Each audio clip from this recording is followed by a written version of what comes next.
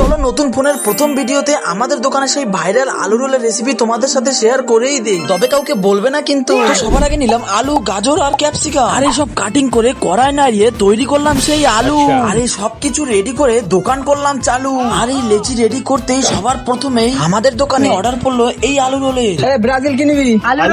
এদের অর্ডার নিয়েই আমরা দেখাবো আলু রোল কিভাবে রেডি করি। তার জন্য এই রোলের পরোটা ভালো করে ভেজে নিয়ে করবো এবার পেঁয়াজ ফ্রাই। আর এটা হয়ে গেলে এর মধ্যে দেবো আমাদের সেই স্পেশাল আলু। আর এরপর এই আলুর উপর দেবো একটা সিক্রেট মশলা, যেটা এই রোলের স্বাদ দ্বিগুণ বাড়ায়। কি সেই মশলা সেটা তোমাদের ভিডিও শেষে বলবো, ততক্ষণে তোমরা কমেন্ট করে বলো। এবং শেষে এই রোলে আলু রোলের পুর দিয়ে তার উপর দিলাম স্যালাড এবং ভরে ভরে লঙ্কা, মানে যে যতটা খায় আর কি।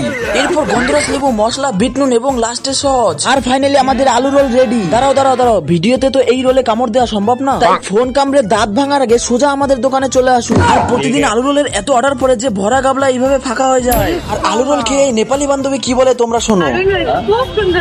আর সেই সিক্রেট মশলাটা হলো যেটা তোমরা সবাই চেনো, মশলা।